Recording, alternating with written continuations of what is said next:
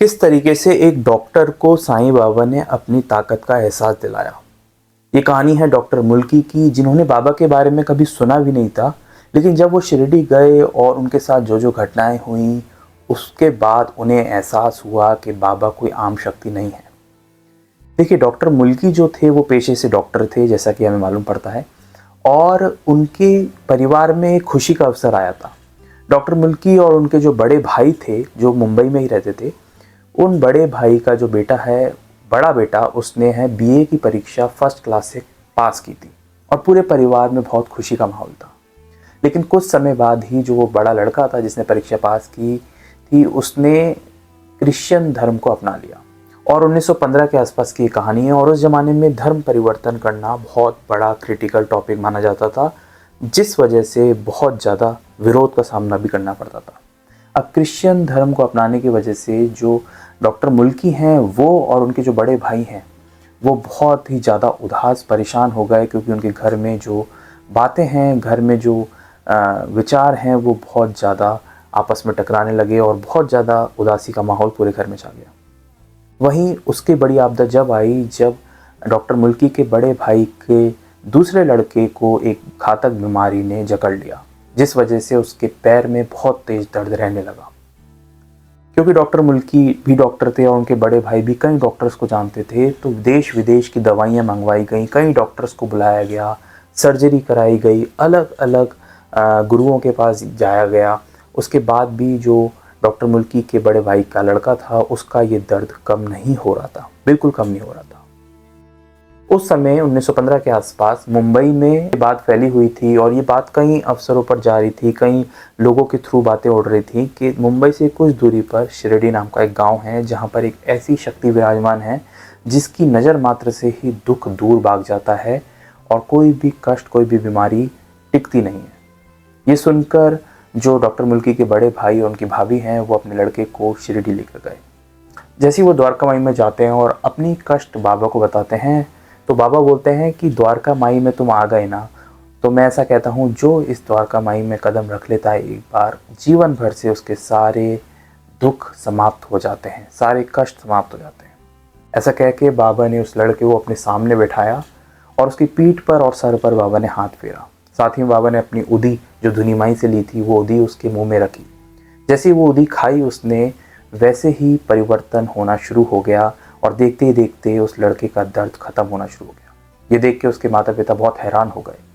हैरान होने के साथ उन्होंने बाबा को अपना गुरु मान लिया और वो 4-5 दिन और शिरडी में रुके। वहीं दूसरी तरफ डॉक्टर मुल्की को इन बातों के बारे में पता नहीं था। जैसे जैसे धीरे धीरे उनके भाई ने डॉक्टर मुल्की को पत्र के माध्यम से, मिलने के माध्यम से जब ये कहानियाँ बतानी शुरू की कि बाबा इतने चमत्कारी हैं, तब डॉक्टर मुल्की को विश्वास तो था, लेकिन इतना नहीं था, क्योंकि उन्होंने ये सब अपनी आंखों से नहीं देखा था। क्योंकि वो पेशे से डॉक्टर भी थे और वो मेडिकल साइंस के आगे इन चीज़ों को मानने के लिए तैयार नहीं थे, लेकिन प्रमाण था उनके सामने, जो उनका भतीजा था उसकी तबीयत सुधर गई थी। अब डॉक्टर मुल्की जो है मुंबई में ही अपने बड़े भाई के घर जाने लगे, क्योंकि बड़े भाई जो है वो बाबा के भजन, सत्संग, ये सब कराने लगे। एक बार डॉक्टर मुल्की को बहुत तेज बुखार हो गया, 104-105 डिग्री तक का बुखार था।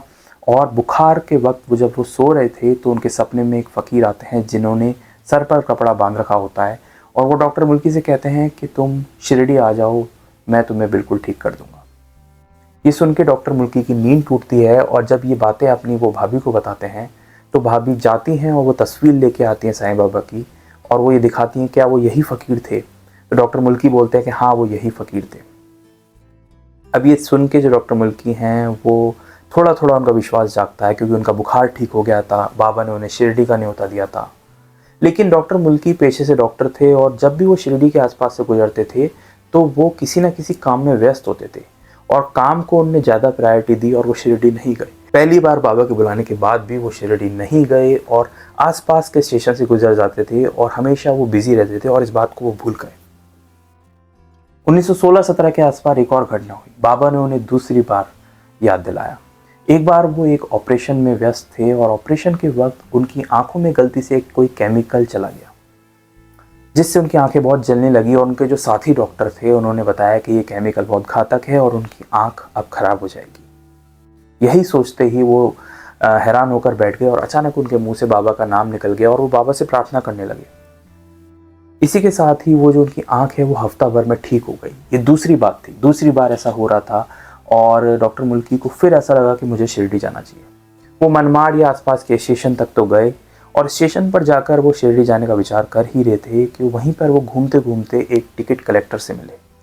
टिकट कलेक्टर से बातचीत में टिकट कलेक्टर ने बताया कि तुम शिरडी तो मत जाना, क्योंकि वो जो बाबा हैं वो बहुत वश में कर लेते हैं और उनके साईं बाबा के बारे में वो बहुत सारी बातें बताने लगी।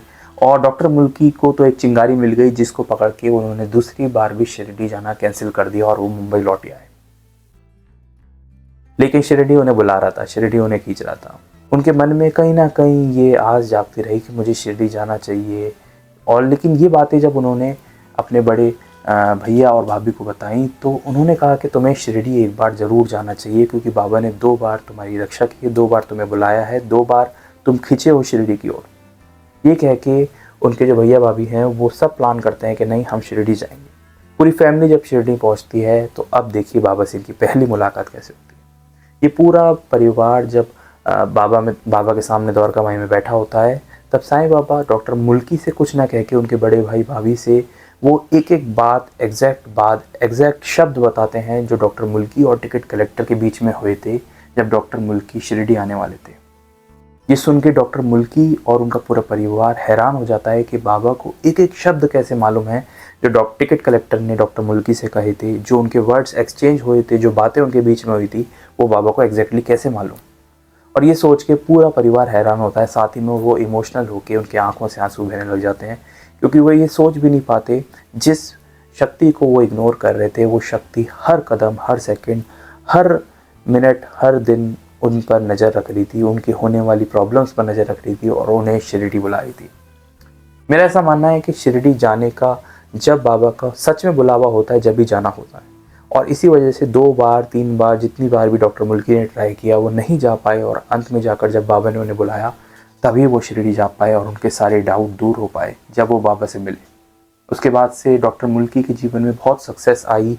वर्ल्ड वॉर के डॉक्टर के रूप में भी उन्होंने काम किया, जो विश्व युद्ध हुआ था, और भी कई सारी बातें हमें जानने को मिलती है।